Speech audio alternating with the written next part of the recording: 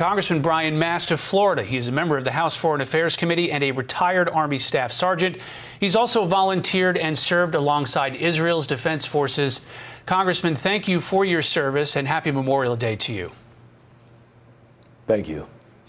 I want to get your first response to some of the reports that we've got coming out of Israel tonight. There was the rocket attack, followed by the attack there. Israel is now investigating what it strikes as it killed a couple of Hamas leaders.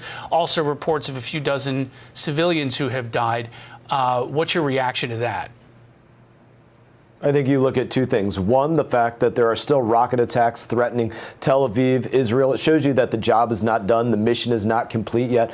They still have a mechanism to receive arms, whether through tunnels going into Egypt or other places. There is still a supply chain that is feeding Hamas. There are still Hamas fighters that are out there engaging in attacking Israel, and they still want to see no Israel exist. The other side of this that unfortunately we do not see outrage for is that there will continue to be civilian casualties if the world does not become up in arms about the fact that Hamas purposefully embeds themselves with civilians, purposefully places civilians in front of themselves, aid workers in front of themselves, purposely tries to use UNRWA as a location, their locations, to build tunnels for Hamas that go into Egypt and other places. As long as that's allowed to continue, then we will see what unfortunately the world doesn't want to see, which is a civilian killed here or a civilian killed there because of what Hamas does. Well, the international pressure we have seen is for Israel to completely stop its offensive in Rafah. Do you think that this continuing international pressure has affected Israel at all?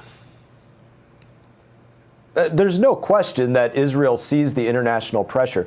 But what's most stark to me is the fact that America is allowing itself, President Biden is allowing America to be pulled into this, and continually forgetting the fact that we have Americans currently being held by these terrorists. We have Americans that were killed on October 7 by these terrorists, and there has never been an expectation that there will be Americans sent to come get those Americans that are being held. That's what's going on with this administration. No guarantee that America is there for Americans. That's not what this country is about, especially on Memorial Day. So the International Criminal Court has advanced arrest warrants for the Prime Minister of Israel, the defense, the head of the defense there. The House is going to consider sanctions against the ICC.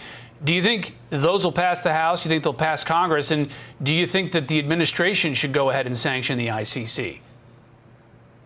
So myself, Representative Chip Roy, Senator Tom Cotton, we've been at the forefront of authoring those sanctions. I do believe that they will go through the House. The holdup on them right now, or let's say the impasse on them right now, is whether there should be a presidential waiver for some of these people from the ICC to be allowed in for, say, the UN General Assembly if the president determines that that's what he wants to do. And many of us say there should be no waiver whatsoever. That's really the only impasse going on in this. But no, we should not recognize the ICC in any way whatsoever.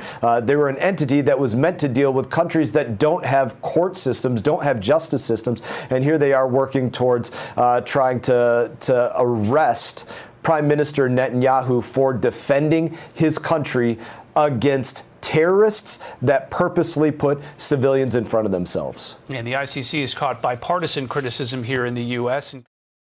Hey everyone, thank you for watching this video. If you enjoyed the video, please click like and subscribe. I will be back on YouTube with more exclusive content, so stay tuned.